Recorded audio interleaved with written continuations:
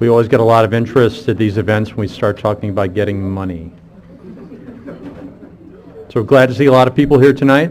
I'm Jim O'Connell. I run the Venture Center inside the University of Michigan. All the startups that come out of the university come through my office. And I have the opportunity to present three great panelists tonight. The theme was how to raise your first million. And we actually started, when we started on this theme, we were talking about alternative funding paths. And then I think in the time since we started to consider the forum, we realized that almost everything is an alternative funding path this day. Everyone takes a different path. There's no longer the standard, especially in the biotech side, there's no longer the standard, go knock on a bunch of doors in VCs and you'll get your money and out it goes. It just doesn't happen that way. And I can say that coming from, we do 10 startups a year, there's nothing standard anymore. So these folks up here have gone down and been down multiple funding paths, and they have stories to tell about that. So hopefully they're interesting, and we like a lot of audience participation. We have food to throw. Soft food. A couple administrative things. There are cards or work cards on your seat. The intent of that is that you can write down a question, and towards the end of the presentation period, those will be gathered. I'll take a look at them and I'll try to assess maybe there's a theme or something going on or specific questions, and I can address those to the panelists. Also, there is a microphone in the back if you'd like to raise a question to the audience, or if you really want, just raise your hand, tell me the question, I'll be happy to repeat it. I want to make sure to thank our sponsors, Brinks, Hofer, Gilson, Leone, an IP law firm that helps sponsor this and makes all the food available and allows us to bring in great speakers like we have. U of M Medical School Business Development Office, Mish Bio, who puts these on and really sponsors us, as well as Spark that hosts this every single time we do that. So I'd like to give a round of applause for our sponsors. And finally, I want to make sure to cover that our next event, in past years we've done these events every month. We've shifted to 6 a year, and now we're actually to the point where we're skipping, have a large gap. So our next event is planned for the 6th of March, and it's going to be, unlike how to get your first million, it's getting your startup started, going through the boring details.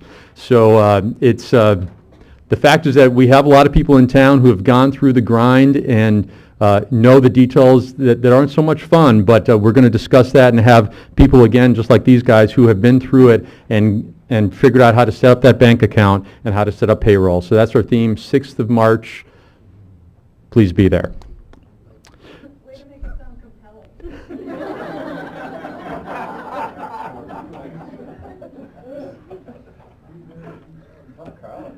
Whew. So tonight, I'll do a quick intro of these guys and then let them tell their stories. Fred, in the middle is Fred Foley. Fred's been an angel investor, serial entrepreneur. He's currently working a couple projects with us. He's been down the path many times. He flew in from Boston to be able to tell us his story tonight. Kevin McLeod on the far right. Kevin and I go a long way back, worked at Stryker together. He now is the managing director of the Michigan Medical Device Accelerator. He raises money and he also hands out money. So he has been and will be on both sides of that fence. And finally, we got David Zaks. He's an ophthalmologist inside the University of Michigan, actually coming through the Venture Center. And he's developing a drug and, did I just die here? He's in the middle of drug development for an ophthalmological drug, and he's pursuing SBIR. So each one of these comes from a different background, is currently has raised money, and has some compelling stories to tell. So I'd encourage you, if you have questions come up, really, I've got to ask this question now to David. Raise your hand. We'll try to jump in and get it. So with that, I'm going to start with Fred. Okay. Is it on? Are you hearing me? Hi, thanks, Jim. I would like to qualify or begin with setting the natural history of my experience in raising money. I had been an operating executive in a number of public companies in my early career and found myself as a division president of a small public pharmaceutical company which was sold, and I was in need of employment or something to do as a result of that sale. And in that process, had a couple of colleagues, two faculty members in the Boston major universities, who were directors of an institute that were experts at the time in developing polyclonal anisura and monoclonal anisura, primarily in infectious disease. And I had, in my pharmaceutical world, been involved with infectious disease or the prevention of or making excipients for materials used to treat and or prevent infectious disease in both veterinary medicine and human medicine. So my first exposure to raising money had to do with seeking angel or private equity investments in the form of what today would be angel investors or so on. And that exercise, I quickly found that I personally, excuse this, I didn't like it. I didn't like it at all because I felt as though asking a largely uneducated or unsophisticated audience that happened to have money to invest in something, I thought was difficult, one, to educate that community, but moreover, it was better to demonstrate to any community that the team that was put together, the dedicated entrepreneurs for this venture, knew how to do what they said they were going to do, and could demonstrate that by both actual data and production of viable commercial interest, so that investors would be attracted to, if not compelled to want to invest. So the approach was largely to develop research contracts in the infectious disease field, primarily in developing materials that were used in subunit vaccines and other diagnostic infectious disease materials, to the tune where we were able to quickly raise a couple $1 million and develop a revenue stream based on those contracts that was highly productive and very high gross margins. So in the first couple of years of operations, with a very small group of people, perhaps 5 or 6, we were able to produce revenues on the $3 to $4 million range and produce margins that were quite attractive.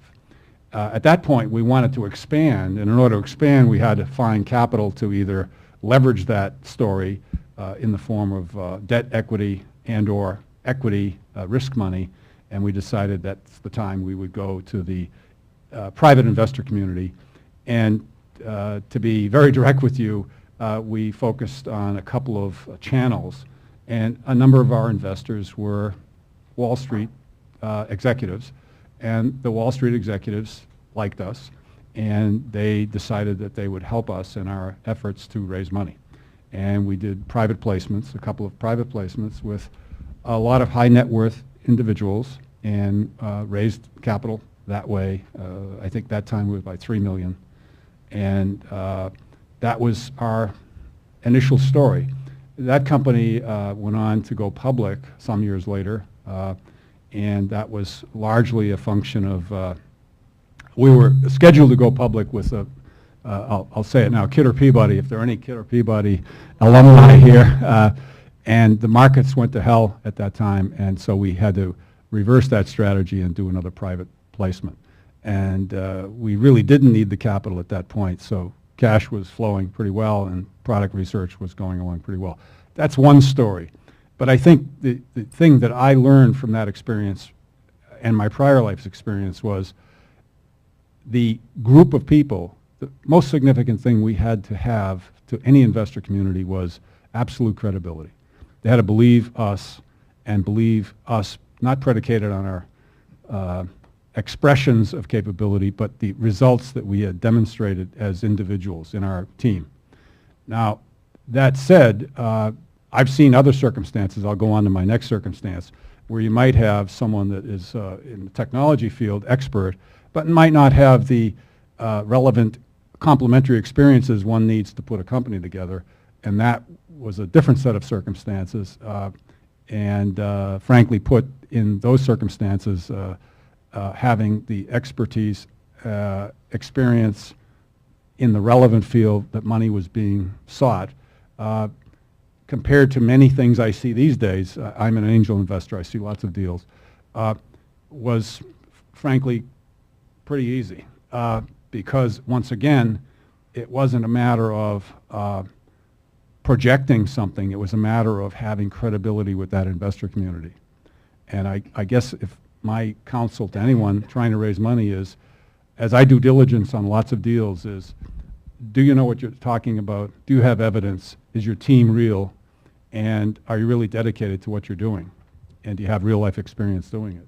So in a nutshell, that's how I raised money and have raised money. Subsequent years in the venture community, it was largely VC-backed deals which were funded at substantial levels. And once the venture capital community was invested, and as long as the thing didn't die, money kept coming. And of course, those were those days, and this is all pre-2005, I might add. So I'm not sure it's relevant these days. Well, in fact, and I'll jump in now, since I can, because I'm the moderator. Things that are different now between then and now, because you're still, you're raising money for one of our companies. What is dramatically different from then and now, and how has that changed? Well, I think, and I'll base this on, I'm an investor in 3 private companies, one in Canada, one in California, and one in Florida. I own segments of these companies. And my reason to invest in them is I knew something about the technology, I knew the people, I saw the evidence, and I believed that the investment was worthwhile. I invest for reasons that aren't necessarily to make money. That's a good thing, but I'd like to see them advance medicine or science. But I would say that that credibility issue, again, is paramount to doing that, and to convince and qualify investors. I think that approaching investors who are sophisticated in the field that you are in trying or seeking to raise money is a very important thing. And to that extent, having your story vetted, the diligence performed, and having your ducks in a row in front of qualified investors. And I don't mean by qualified, SEC qualified as high net worth individuals, but by people who are able to do the diligence for which you are seeking money. So seek those who can do the diligence, who know the field, and at the same time have a story prepared that is absolutely credible. And to the extent you can make it bulletproof, that would be my approach. And many angel deals that we see, 9.5 out of 10 don't get funded because they don't have certain elements of those aspects that are important for investor comfort and credibility. All right.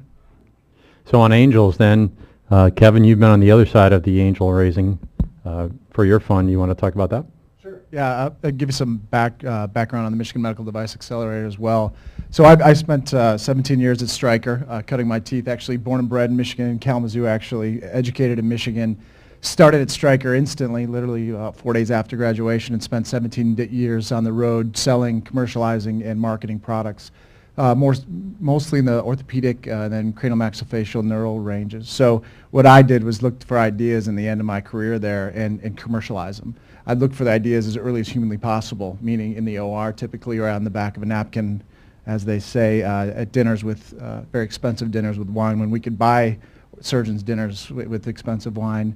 And then transfer the, yeah. The FDA won't allow me to, David, sorry. But at the end of the day, what I was doing and winding up my career there, trying to figure out what I was going to do now when I hit 40, what I wanted was to go out and do this, but do it out for myself, obviously, so I can actually get a piece of the pie rather than Stryker getting all of my life and blood and air. I'd give some back to myself. So I had actually had a business plan, went out and knew I had to raise money, but it was a lot easier raising money at Stryker when you had about $2 billion in the bank, and you just had to have the right business plan. But what I found out was that the justification I needed there was actually more than I needed in let's call it the real world. So the Mission Medical Device Accelerator is something I pitched to a few people locally, and it caught on. So that was my first experience in having a money raise. Well, I was told that there would be a particular amount of money in that raise, number between $12 and $14 million that we'd be able to play with. It'd be a small venture fund, And then about 6 months into it, I figured I had zero. And the money fell through that we were going to get. So I all of a sudden turned into a fundraiser overnight, just like every entrepreneur does when they have an idea. So we had to get creative early, and there was a mix of grants actually in there. And so we did end up coming up with the money we needed to be able to invest in these early stage ideas. But the concept with the device accelerator is that the majority of the startups that I talked to when we were on the other end of it looking to acquire these companies is that they weren't companies at all. They were usually guys and gals with ideas who had a product. And I was buying a product, and the ones that we usually spent the most time on were the ones who had the least amount of infrastructure around it. So I don't have to pay for somebody who actually hired a CFO when they didn't need it. And we would tell them flat out, we're not paying for what you spent in overhead because you just shouldn't have done it in the first place. So put your money where your mouth is. I'm on the other side of the table now. And that's how I look at these projects. And the projects we've gotten involved in have been exactly that. They're products that have a really long runway, that have very little infrastructure around them on purpose, with the right people engaged, either whether it be a consultant or a board member who can get them on board. So since the Device Accelerator's inception 2.5 years ago, we're really involved with 4 companies. 2 of them are actually represented here tonight, Nanomag and ENT Biotech. I'm at various levels. Nanomag, I feel like I'm offering absolutely no value at the moment. Hopefully Kurt will disagree, but I think ultimately there's a long runway, and I've actually got some very specific experience that I can help that company with. ENT Biotech I spend more time on and helping Andrea and Bart get the company off the ground. And then Impact Athletic, which I'm going to talk a little bit more about, is technology that actually I acquired the technology, and then I'm in the middle of a $1 million raise for that. We're at 925 as of this morning. Should have this closed by the end of next Friday, and we started it in September. So it's been very aggressive, and it's all angel money, and it's all about 98% of that money is coming within 10 miles of my office in downtown Kalamazoo. So unlike Fred, I look for the naive people with a lot of money, and I try. So and tell them I promise I won't take advantage of you. But the reality is that money, and getting to your question, Jim, and the angel side, it is all angel money. A lot of not one of them is related to me. That no one related to me is allowed to get in. However, a lot of them I've worked with, and whether it was at Stryker or some other leadership event in Kalamazoo, and the majority of them understand the technology. It's actually interesting enough. It's an athletic training table company, so it's a little bit of a stretch on the medical device side, but it was something everyone could relate to. Especially anybody who was an athlete understood the market quickly. But it was also the fact that this was a technology I was acquiring from a company with a track record, with revenue, but that company had no idea how to sell a product. There were a group of design engineers that were desperate in 2009, 2010 to keep the lights on. So they created a product line that they thought they could sell. So people understood that, and they understood that I knew how to sell a product. And that's how we were able to raise the money. And literally, we've had, myself and one other large investor who's going to run sales and marketing, have had very specific conversations with people that we knew that would understand what we were doing or understand the market. So back to Fred's point, it wasn't naive money. It were some new investors, first-time angels, all of them gentlemen that I knew that could lose the money they invested and feel comfortable with the loss, tired of getting 0.5% or 0.05%, depending on where they were investing at, or losing, and wanted to feel like they were part of something interesting. And that's where I think that locally in Kalamazoo, where we've missed out on the Angels side, is that there are a number of people that wanted to get engaged that couldn't because some of the larger, the Upjohn family and the Stryker family, they were getting all the deals, and people were sitting on the sideline waiting to get engaged. So what I've found with this raise is that if people knew me, knew my track record, and trusted me, they were willing to put in a little bit of money. And our minimum was $25,000, so it was not insignificant, but it was a level that people felt comfortable with getting in, and we maxed it at $250. So there's a few LLCs that have actually grouped together to get up to that $250 amount. But it was important to me that people weren't naive, but they may have been first-time investors, and we educated them with what it meant. Interestingly enough, and Andrea and I talked about this afternoon, we're talking about ENT Biotech's raise, is that I was asked about valuation of the company 0 times in these conversations. Mm-hmm. They didn't care. They just knew that they might be a part of something big. And now the other, I've had plenty of valuation conversations over the last 2.5 years, and nobody agreed on anything in those numbers, and I think everyone's been there. And when somebody who wasn't investing asked me what the value of this company is, I said it was zero. It hasn't done anything. What's the value there? I felt like I still had my striker cap on when I was saying that and telling it the potential acquisition that they're worth nothing. But the reality is we don't know what it's worth. So let's face it up front. And that's what these angels accepted. And hopefully I won't look foolish in 2 years. But the reality is it was out there, and it was something that made sense for this particular raise. And I've been pretty lucky. I mean, to be able to get $1 million, in what will be 4 months, I was very fortunate. But it's back to staying true to the word and keeping it simple for these angels that were somewhat naive with their money and how to invest it. So I'm obviously a big fan of the angel raise at this point, but we may need another round. And we have actually, we'll leave it open for the angels that are currently in. We've structured this in a deal that they actually have shares at a particular price. Those shares will actually increase if we do another raise. So there's some upside even if we don't exit, for those who got in early on this deal. So it was unique. It was something that fit this particular startup.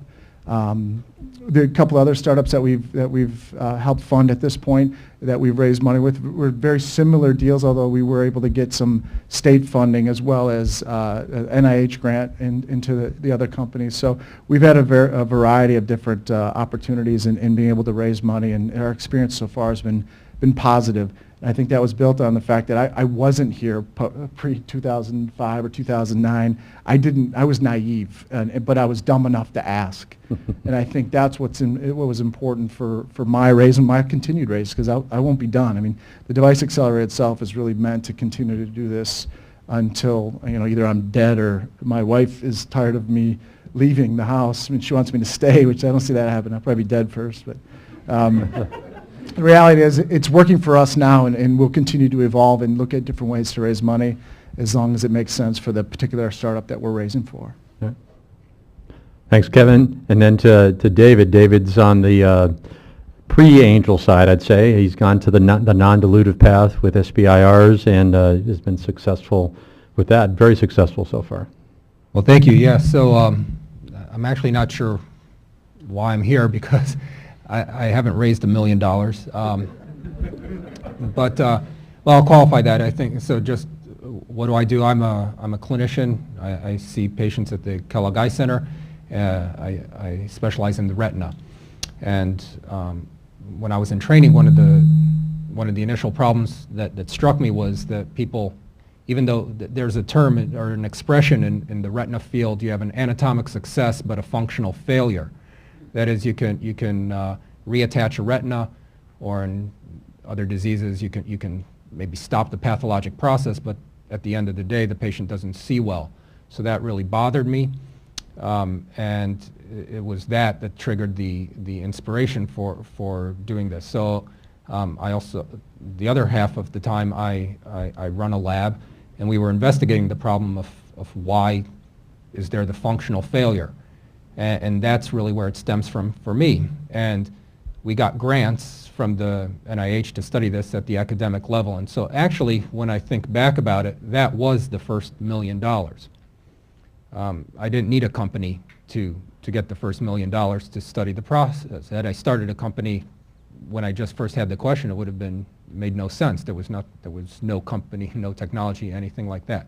But from that first $1 million actually emerged a molecule that we feel, in our animal models can keep photoreceptor cells alive, and that's the basis for the company. So then, what do I know about starting a company? I know nothing about it, and I think that's actually, it's hitting, rock bottom, or you have to, you have to expose yourself completely and say, I don't know the first thing about this. So that's where the Office of Tech Transfer comes in. They came in, I went to them and said, this is a technology, I think this is valuable, there's potential here.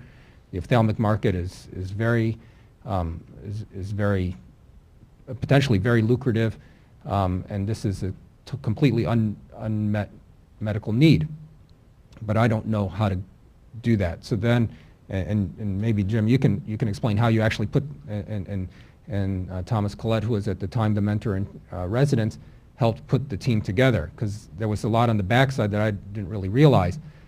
But then when the team came together, it actually, one of them was is a guy, Jeff Jameson, out in Kalamazoo at MPI, and I think one of the things that's very important is to seek novel ways of putting the team together. And the one thing, so part of the next $1 million that we're raising now is actually in how we put the team together. Jeff had done his PhD here at the University of Michigan, and I actually had met him 10 years ago when I first got here, and I never imagined we met. He was at the Eye Center getting his PhD, and then he went to work for Alcon in drug development. I had just come to the U of M, and we said hello, and then went our separate ways. And because of all he did very well at Alcon, went to Pfizer. As soon as he got to Pfizer, they told him that they're closing all their all of ophthalmology there. So he came back to Michigan to set up a CRO. His CRO is nested within MPI. He does a great job there, and does drug development, but as a CRO. So how could I access that? Well, so OTT put me together with him, and I can't pay him a salary, I can't pay him anything, but I can give him some of the equity or whatever the term is. I can give him some of the company, right, and some share in that, and he, it's a potential that I'm giving him, and so is it a gift in kind? Is it or something? I'm not paying him, but I would need to raise the $1 million to gain access to him. But in fact, with that, we've set up. We have our labs there, and what's beautiful is that he has a fully equipped lab for ophthalmology, which requires some unique type of equipment. They're already set up, and we just use it as needed basis, and so we're not paying any overhead on that, and so if you think of the cost savings, so what I would encourage people to do with whatever technology you're looking at is look for CROs that are out there, and say, I can give you a piece of this potential, and then you'll help me develop it to the next stage. And then many of these people will say, that's great, they've got nothing to lose. They're looking for business too. So because the CRO market is not really, the economy is bad. So they might as well be doing something with their time. And then the third person, Riley Kerpola, who has more of an executive, because I don't know the first thing about drug development or building a company and the nitty-gritties, like you said, how do you open a bank account at Bank of Ann Arbor for a company? I've never done that. I barely know how to balance my own checkbook. So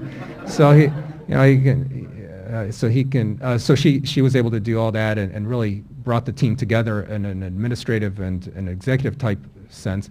And now we're moving forward. And then, so the real take home for me was, seek help. Seek help at all stages of this, because know your own limitations, and then I think that what's hard sometimes for an academic, and especially for an ophthalmologist, we're very meticulous, precise. The surgery is very, very microscopic. It means giving up some control. And that's actually very critical. It's hard to do, but giving up some control, it's okay, because what you get in return from the drug development side, from the executive experience side, for help in raising money, it's critical, and things that I could keep 100%, but if it's 100% of zero, I've gained nothing. Then as a company, we're strategizing how. We can't go to an angel. It's just too early. Well, there are mechanisms. The next mechanism was the most logical one was the SBIR. Like I said, the first $1 million was raised from the government. On the academic side, why not see if we can get some more from the government to help build it to the point where, and the SBIR, it's a mandate.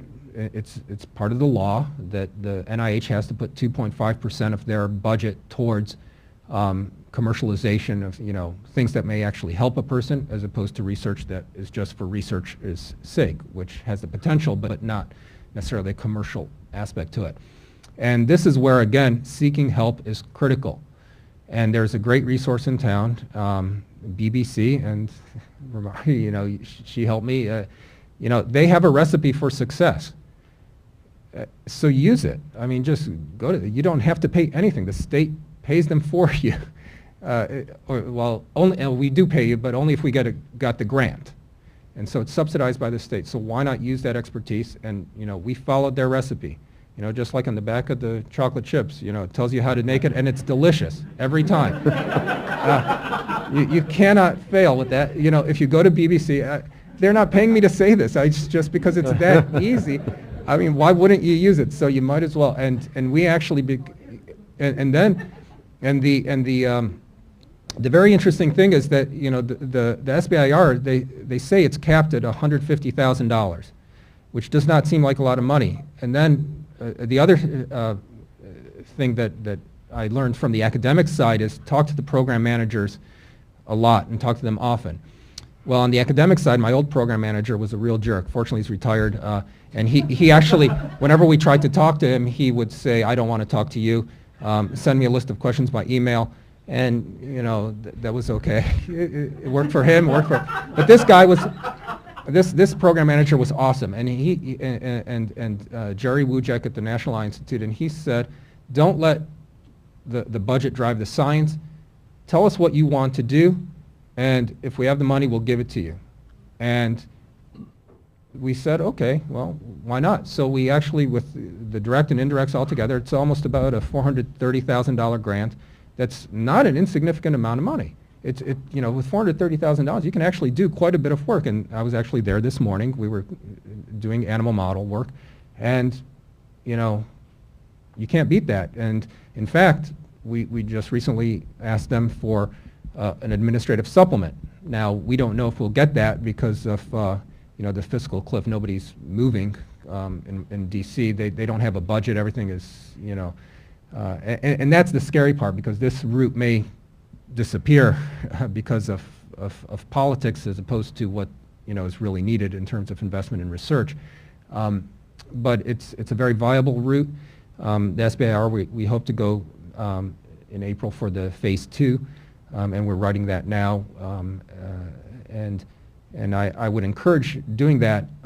But again, I think that the theme that was brought out before of engaging the right team is very important. Complementing skills, driven by a passion that I feel. You know, I see a retinal detachment patient, and I want to give them this drug, and so it's very exciting for me from a personal perspective. And then the team is critical in terms of implementing it and seeking the advice of people who've actually done it before. So the money itself will ultimately come, I think. You know, if you have a good idea, if the experiments are successful and it's driven by, if it's data driven, you know, the investors are very savvy, and if they see the results are positive, and if you're doing due diligence as you're doing the experiments, I think it becomes very easy for them to do their due diligence. You keep, and it sells itself. Now, this may fail at any moment. You know, next experiment may be a complete bust, and well, okay, we tried, but I hope not. But you know, the next time, the principle of this approach, I think, will work for the next drug that we develop, and you know, that's pretty much my story. All right.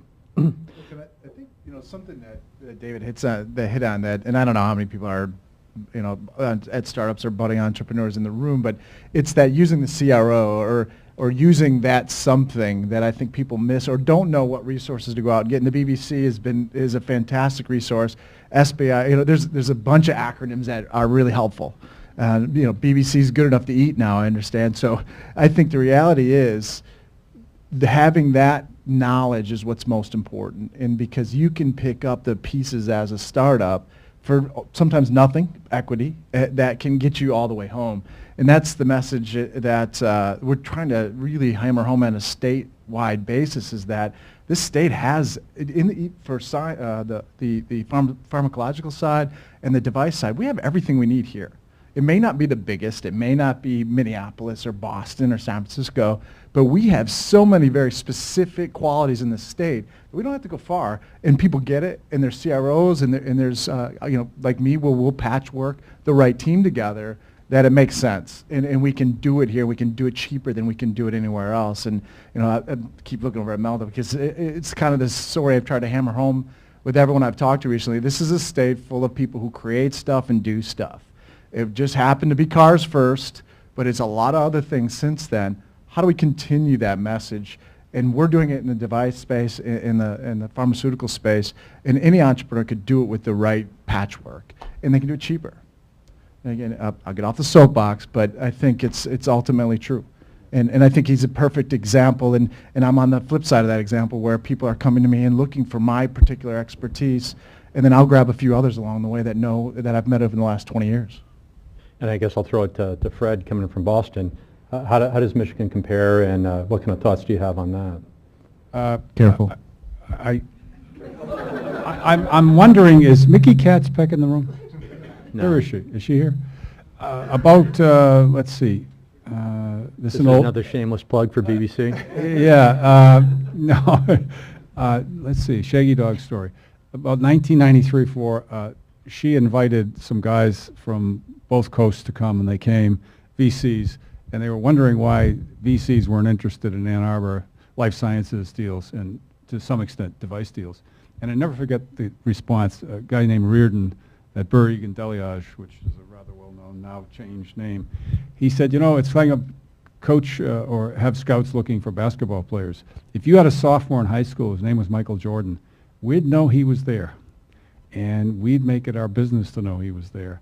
And why I'm making that point of what was said in the early 90s, that's always been kind of the beat on how come we don't get the attraction, interest, and so on. And I say that you've heard descriptions here about leverage, leveraging resources, leveraging talent, and so on, and having multi-legged strategies. In Dr. Zach's case, I think he's got a single molecule and a single approach, and it's kind of an all-in bet. And in your case, it seems like a broad spectrum of devices. And when I try to start businesses or raise money, I looked at it as though, of course, I had been large company guy, and we always wanted to have multiple tracks of survivability. One, we wanted to be able to weather things that went wrong, like a failure of a research program. So we wanted to augment that by developing businesses that would provide us with means of cash flow in the event there was a 2002 or a 2008. So we could survive. And then beyond that survival is to develop income from those strategies that would enable us to put money into research. In other words, basically the GE model, the IBM model, but scaled vastly lower and leveraged so that we would take SBIR money, grant money. We'd take it from wherever we could get it, as long as we were in a field with experts that knew what they were doing and they respected us well enough to invest with us.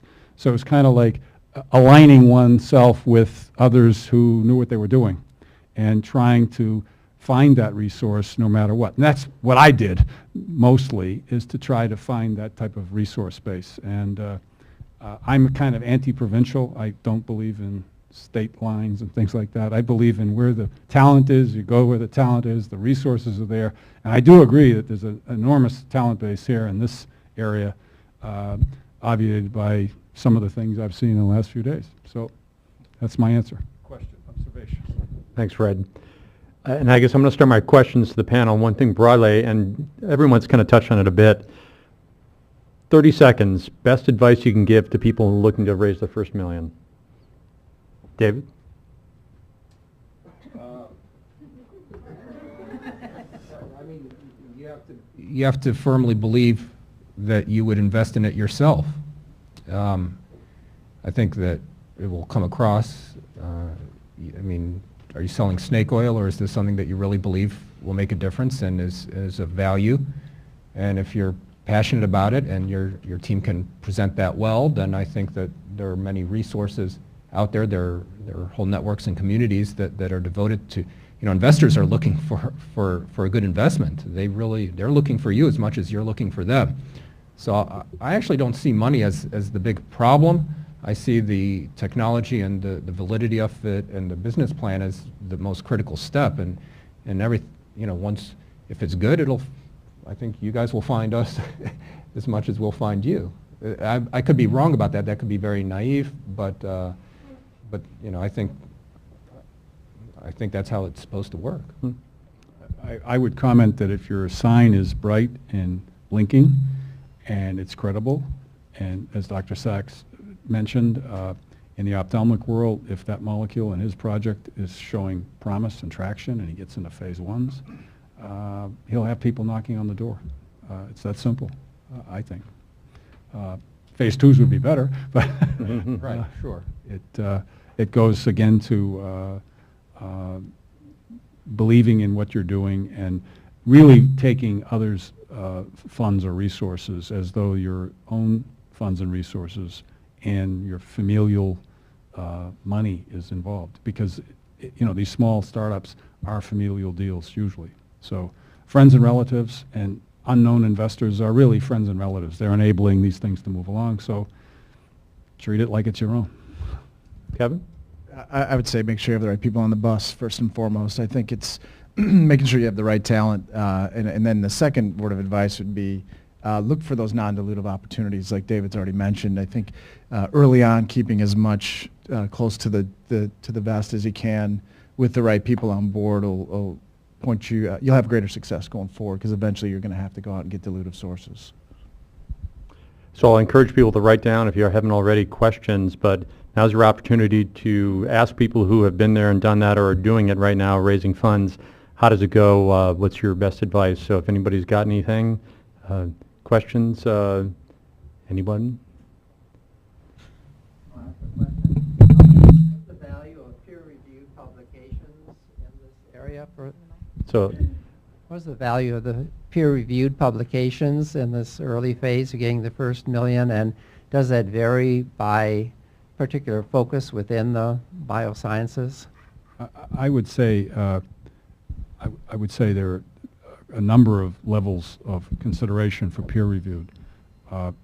In medical devices, less so than in life science activities, pharmacologic activities, biotech, and so on.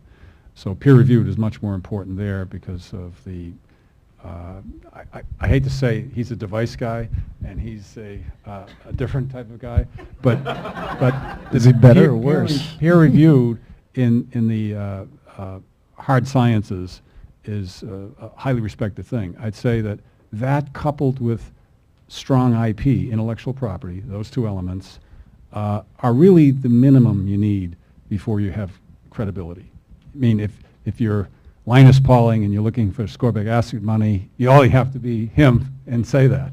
Whereas for an unknown investigator, strong IP, strong peer-reviewed data really begins the process.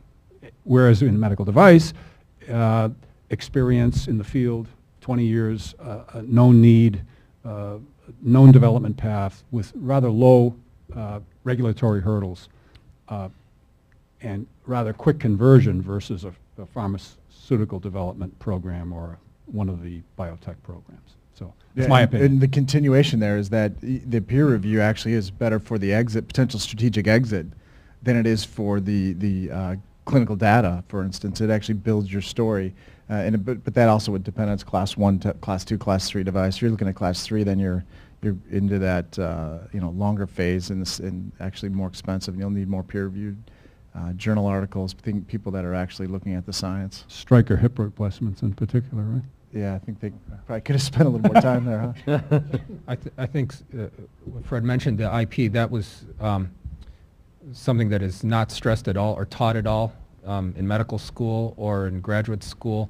I went to both and not once. It was actually only in residency where, I trained in Boston at Mass Eye and Ear, where two of the photodynamic therapy for macular degeneration and the anti-VEGF therapies, Both of them emerged from the labs that I worked in, and it was only because of, I mean, I had nothing to do with it, but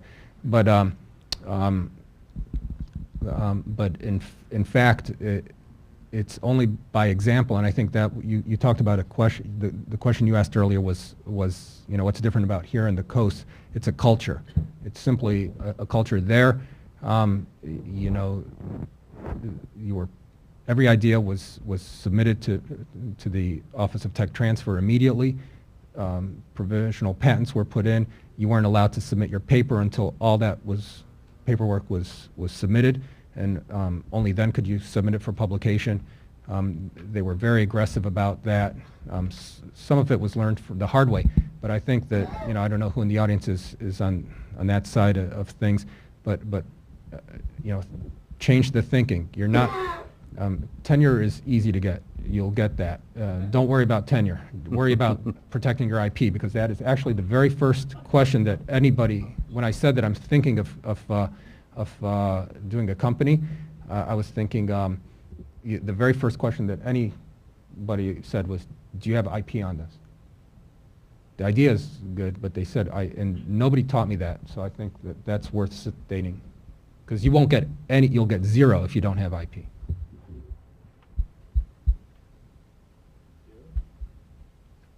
Other questions while I read this one? Anyone? Other questions? Go ahead. Hi. So with so many fundraising options, how do you assess which avenues to take, like federal grants or angel investments or VCs? Like, how do you figure out where to start fundraising? Go ahead. I would say, depending on the technology field you're in, for example, what technology field do you have in mind specifically? Say it again? Pharmacologic science? I would say the first question goes to how long the development program that you anticipate will take, and what the both proof, efficacy, and regulatory aspects of that program would involve. I would say that predicated on those answers, however that, I mean, if it's a class 1 device, topical something, that's one thing. But if it's a class 3B device or a rather risky pharmacologic agent, it's going to take time and proof and so on, maybe 5, 6, 7-year program with lots of money.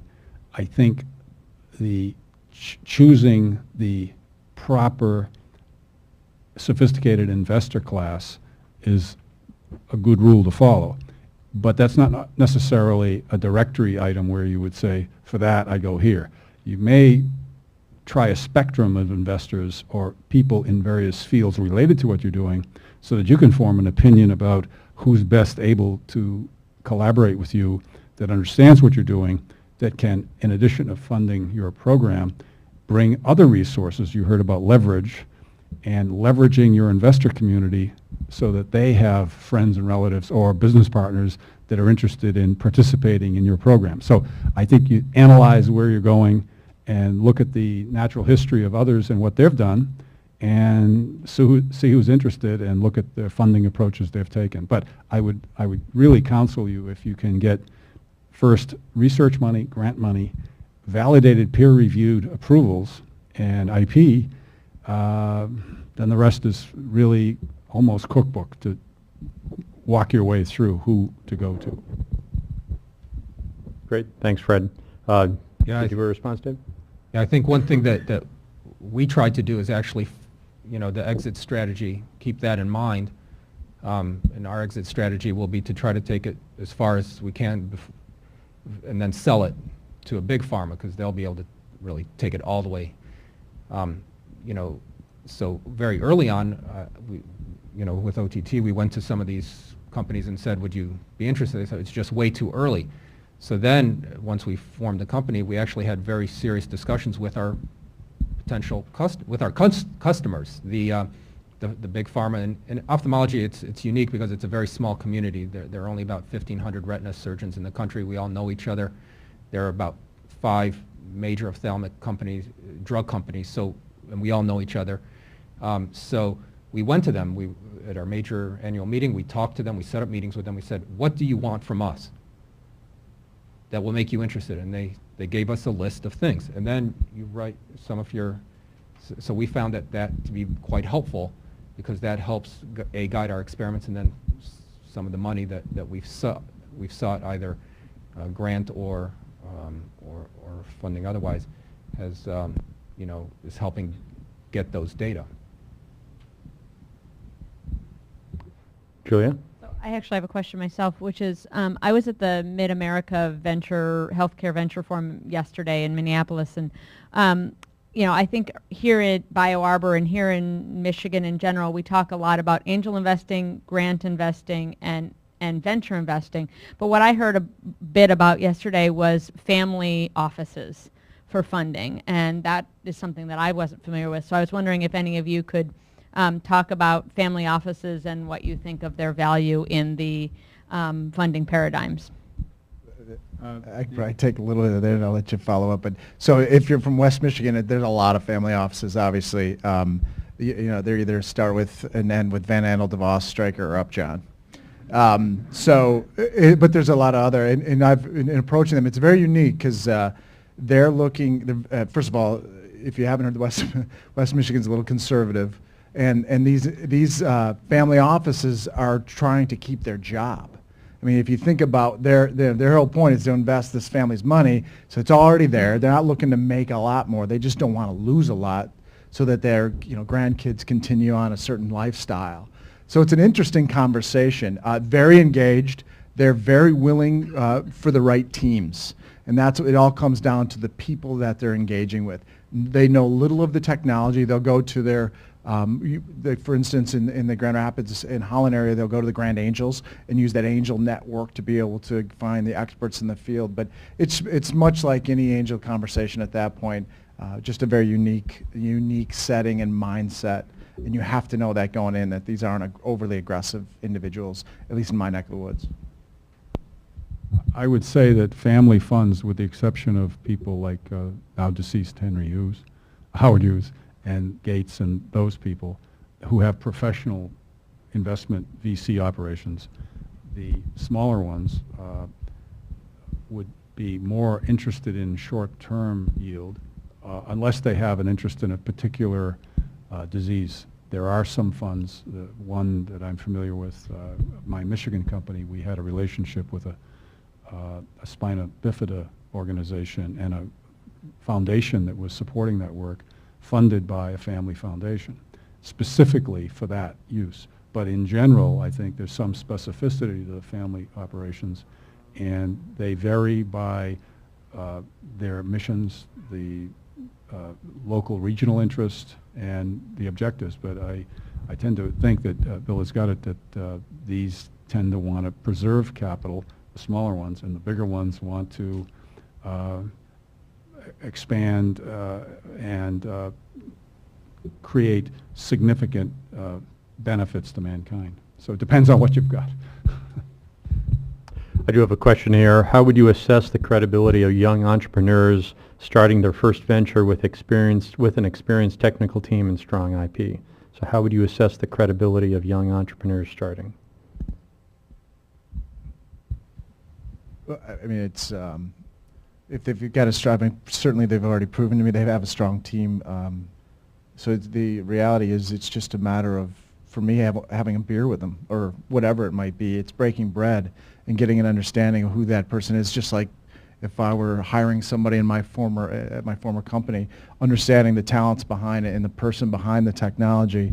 As long as the IP is good and the individual seems to have what it takes, it doesn't take long for me. I mean, there's a lot of gut there, and being able to be comfortable with that decision based on that an hour with that individual. But that would also mean that I'd probably end up putting money in over time as well. Just make sure I didn't make the wrong gut call. Could you repeat the question, please? How would you assess the credibility of young entrepreneurs starting their first venture with an experienced technical team and strong IP? I think what I said earlier was, by definition, that level of experience and credibility goes to what it is you're doing, what field are you there, do you know, And it'd be great to have a beer with the guy and know.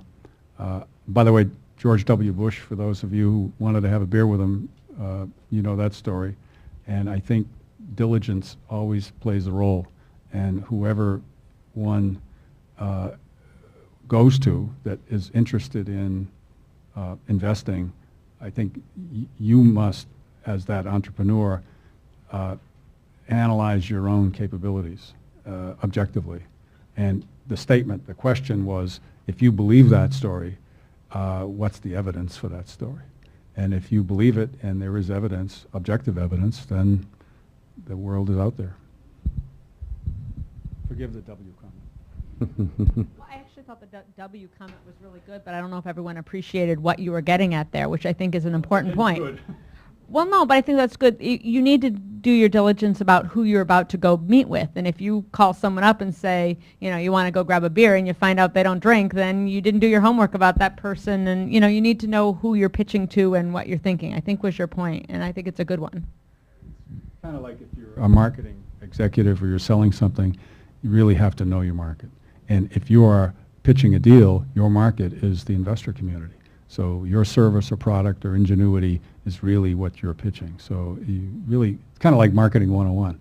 I've got this thing that does this, you should believe in it because here it is. You know, it's that basic stuff. Any cards I can collect and bring up? Raise your hand, I'll bring them up and keep the dialogue going. Go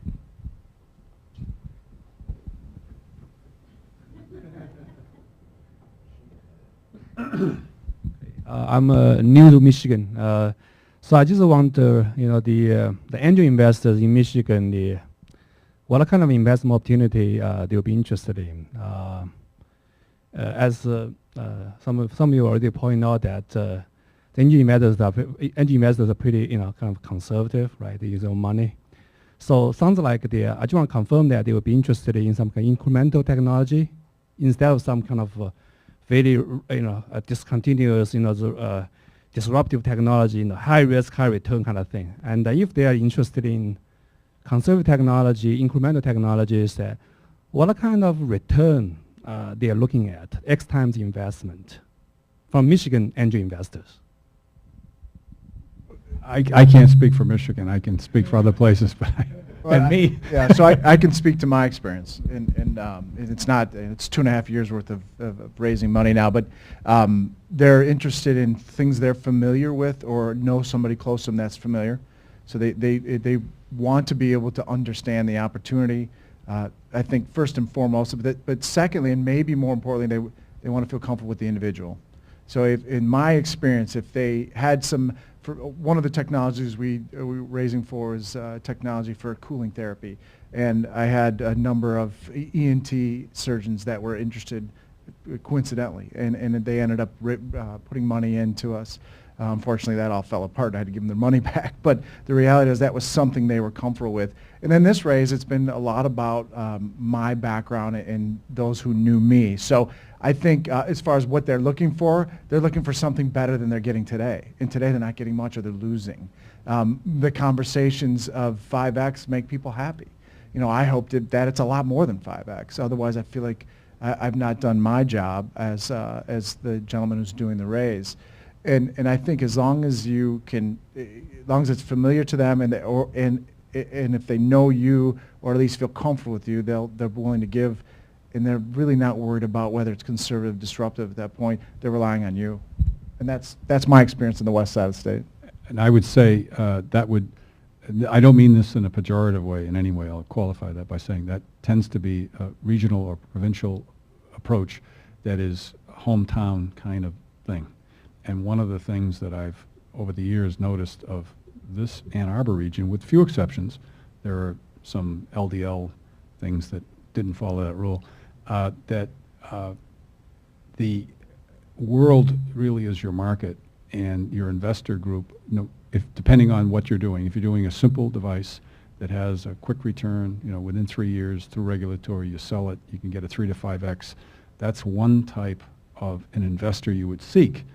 However, I think for more complicated projects that could be 20, 300, 500x types of things, big deals, like I think Dr. Zach's thing may be a big one, just from hearing it, that should attract a broader range of interest and therefore a different risk profile. And again, it goes to the question the young lady asked, is how much money are we going to need to get it to that equity threshold where the incremental value of the company, the technology risk is somewhat removed, it works, it's safe, and now we're in a marketing mode. So those are questions as you look at what you're trying to do.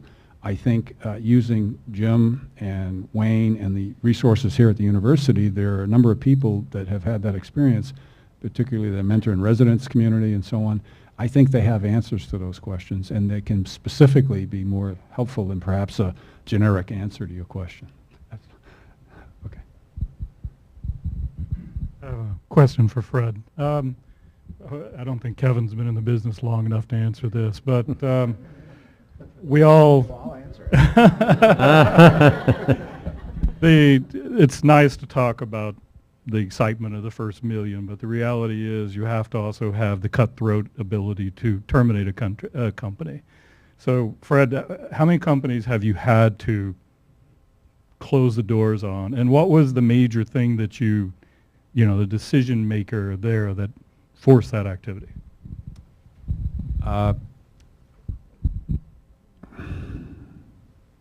Well, let's define close.